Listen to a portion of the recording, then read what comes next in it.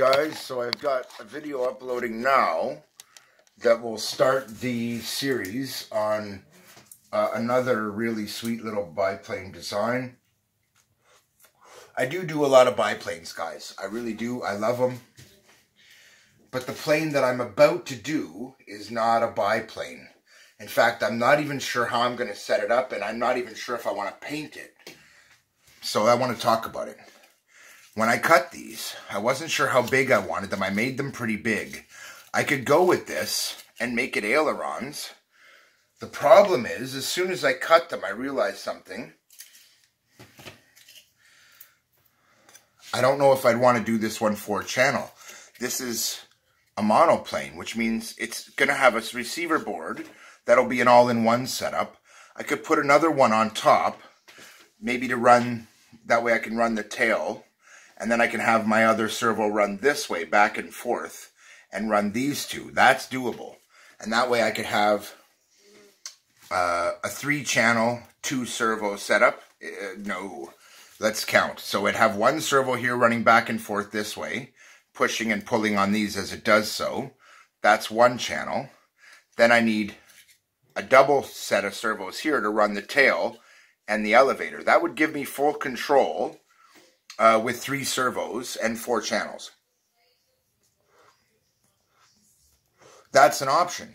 But what if I want to run this as a 2-channel bird or a 3-channel? It has the VGs to run 2-channel because it's an experimental prototype. And I wanted to see how that would work. But if I'm going to run this on the throttle, I don't want ailerons here. I want a split tail and I want them here. That's one option. So, it's kind of up in the air right now. I'm not sure exactly what I want to do with it. And so I'm not going to mess with it. And that becomes kind of almost a problem. It's like, you basically got to do it how you think you're going to need to do it to suit your need. And that's the really important part. It has to suit the need. And in my case, just give me a second, I'm just looking for something. In my case, the need isn't really there for this little 2-channel airplane. So I'm going to put that one on hold for now because I actually have other plans. What I'd like to do is get to painting in this one. And so I'm looking around at ones that I would actually want to do right now. And this comes to mind. This is a cute little build I came up with. It's not meant to be, you can see how this is set up. These are actually going to be cut. The ailerons have been marked, but just barely marked, so that I could come in later and cut them where I want them. And they'll actually be cut in right about here, guys. So I'm actually going to do that.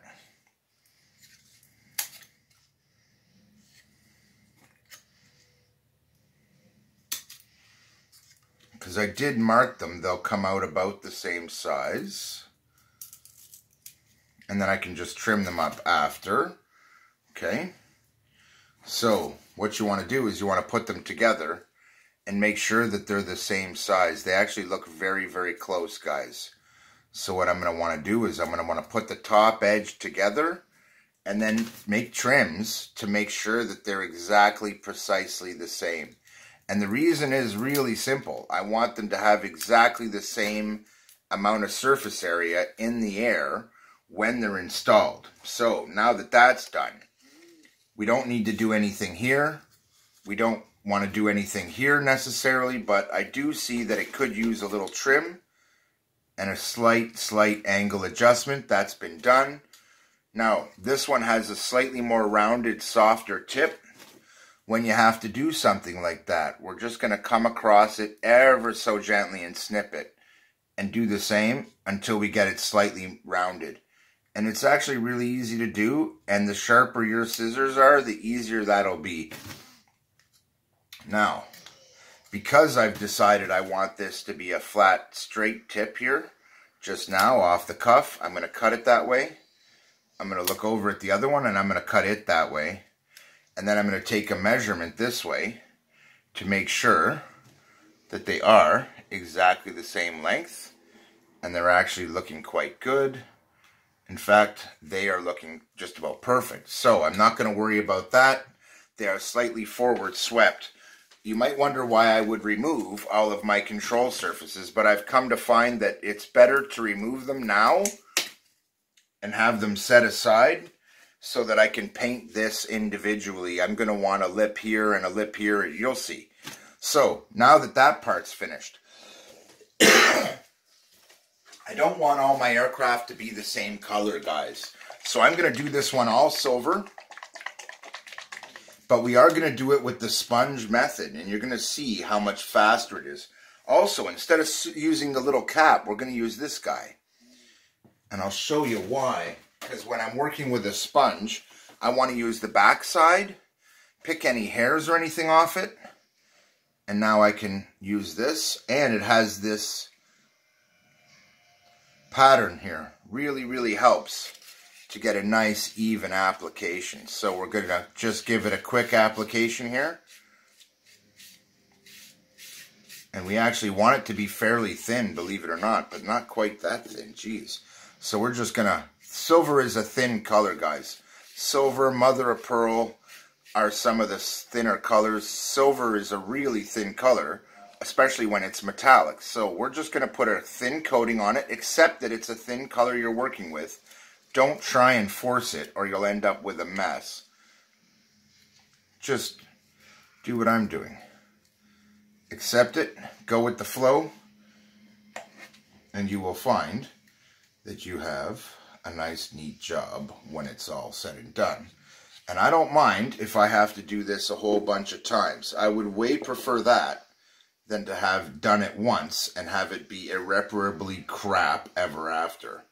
And so that is an important thing. I want to make sure that I do a nice job. Cover every single surface because this is going to be a build where I want as much paint on it as possible, partly just to add a little weight. But I always want the paint I put on the tail to be absolutely minimal, guys. You'll notice I'm putting on really thin layers.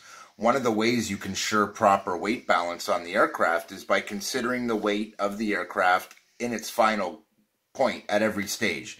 What that means is you just follow along the video, guys, and follow my simple advice.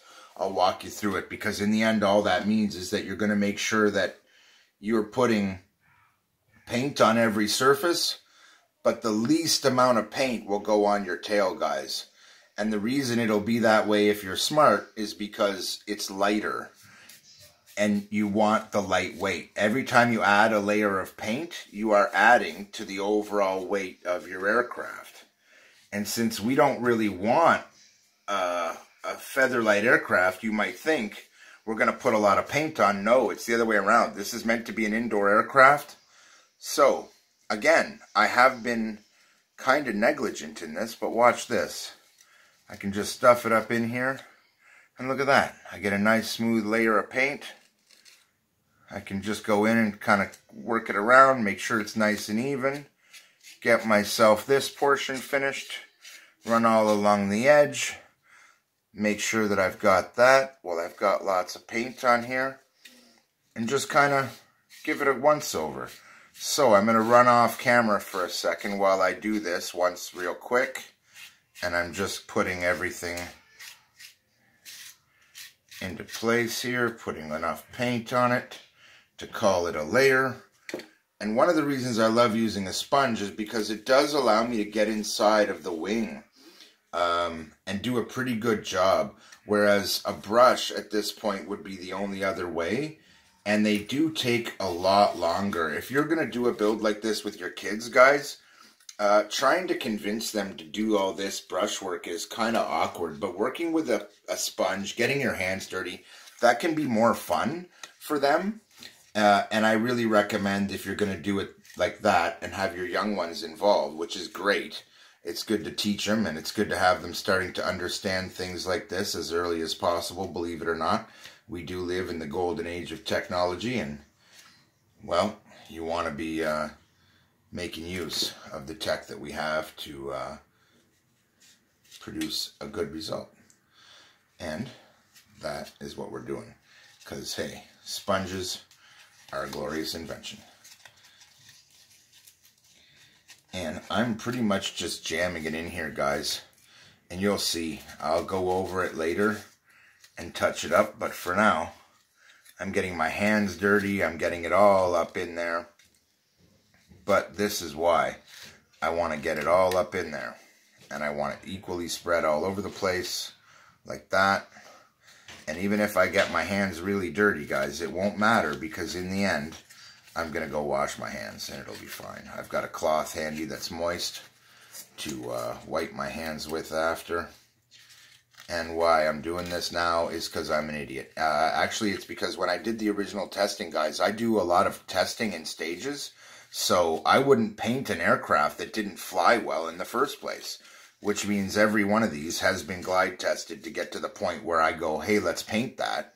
Long before that, I've gone, hey, let's test the snot out of that and see if it's any good. And then when I get a really good design like this, where it works really lovely, and I really enjoy the way that it looks and all that stuff, at that point, I say, okay, I'm ready. So, as you can see, I look pretty messy here, but let me just show you how quickly that cleans up. Got a cloth, little saliva, and the stuff just magically comes off your fingers, guys. This is acrylic paint. It's water soluble, and I highly recommend it. Only for the reason that if you're going to do a paint job like this, it's easy to get off the PP foam. In fact, it's so easy that all you would have to do is run the foam under water, warm water, and wash it off, and it'll come right off. So you don't have to be worrying about it. You can do a paint job and not like it and go back over it. So I actually recommend a combination of things. I recommend, so you don't have to go jamming around inside like I did. I actually recommend you do an outer coating like this, where it's just a light, thin coating. Once you've done your outer coating, you go inside with a brush and do the inside of the aircraft with the brush. That's going to be my recommendation for that. It's really, really easy to do, guys. Really, really easy. Anyway, I wanted to show this at every stage, so we're going to stop this one here. And as you can see, it took me just under 12 minutes. Technically, I'm not done yet. I still have these 3 control surfaces to paint. There's actually 3, because one has jumped off the ship.